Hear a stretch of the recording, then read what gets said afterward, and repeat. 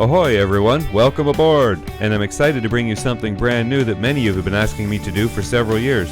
This video will be edition 1 of a brand new series called Captain Rick's Picks, a series that over time will become a collection of everything cool in the areas we sail. We've been collecting footage for over 6 months between our two favorite cruising grounds being the British Virgin Islands and here in St. Maarten. So as you can imagine, I've got quite a bit of editing ahead of me to put this series together, but I think it's going to be fun and I think you guys will really appreciate and enjoy it as an entertaining and informative series about the areas that you might be considering to travel yourself.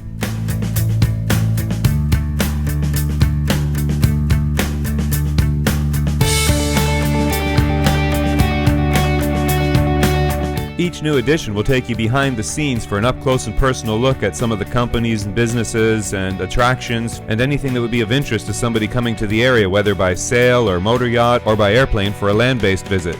The first set of the videos in the series will jump around a bit to include Virgin Gorda in the British Virgin Islands and feature the yacht harbor there, and then over to Tortola, where the main hub of activities in Road Town and Village Key Marina. We'll also go over to Cane Garden Bay, see some of our favorite beach bars and places to visit, cool things to do. And we can't forget Joost van Dyke, where we actually get to meet a local legend, Foxy Colwood, and hear some of his stories of the past in classic Foxy storytelling fashion. And you'll also meet some friends I've met along the way. Some are locals and have stories about the islands, and others you hear their stories of how they decided to pack it all up and leave civilization behind and head off in search of a better and simpler life in the islands. But for the first episode of Captain Rick's Picks, we're going to start right off where we are currently, in Philipsburg in the sunny island of St.Maarten.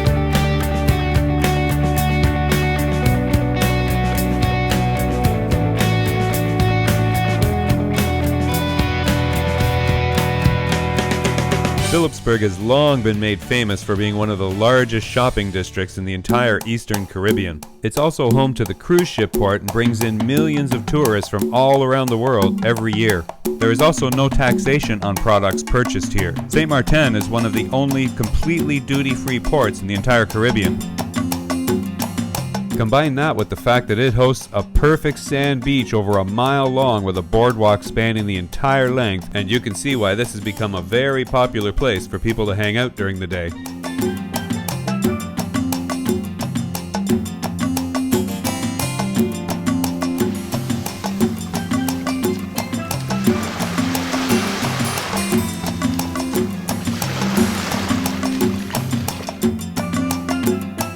For those of you coming into Phillipsburg by sea in your own private vessels, you've got several options available to you. Firstly, you've got the Anchorage in Great Bay, which is a wide open anchorage, lots of open space, and very good holding. The only thing you have to watch out for is the weather. If there's any wave action on the ocean that's even remotely south of east, the anchorage will be untenably rolly. The same can be said for the ferries, so be sure and anchor well away from the ferry channel.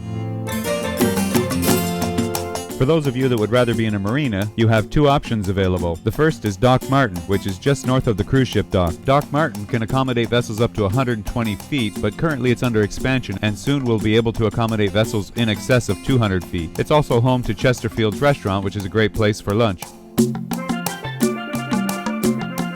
Nestled up in the northeast corner of the bay is Bobbis Marina. Bobbis Marina is a full-service marina and home to many of the local boats, but has lots of room for transients as well. It also has a full-service haul-out facility, so if you need any work done on the boat, bottom paint, etc., you can have it hauled and done right there. Another cool attraction at Bobbis Marina is the 12-meter Yacht Club. Not only does it have a great bar restaurant to sit and have lunch or a couple of beers, but they're also host to several of the retired America's Cup race boats, including the world-famous Stars and Stripes, which was previously captained by Dennis Conner for most of its professional career. So if you're looking for a memorable excursion of a lifetime, hop on one of these babies and guaranteed you're going to have some fun.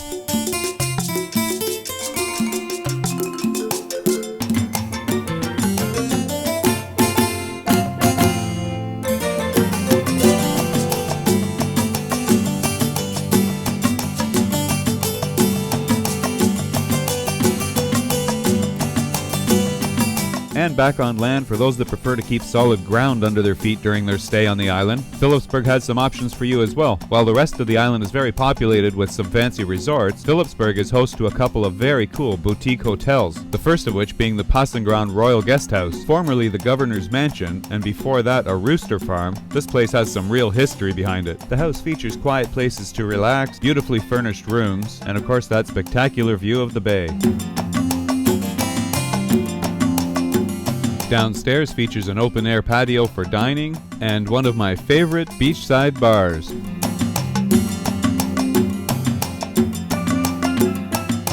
If you're looking for something more contemporary, just a little further down the beach, you'll find the famous Holland House Beach Hotel. Holland House hosts a variety of lavishly appointed room styles and at very affordable rates, but you might want to check out the penthouse. It's pretty cool. Downstairs you'll find tons of open-air spaces for casually elegant dining, as well as indoor and outdoor bar areas with lots of comfortable seating and shade.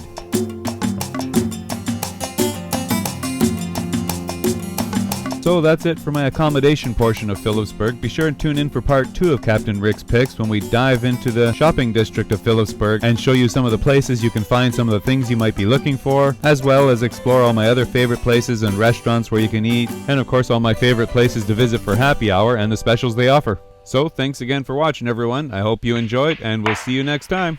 Take care till then.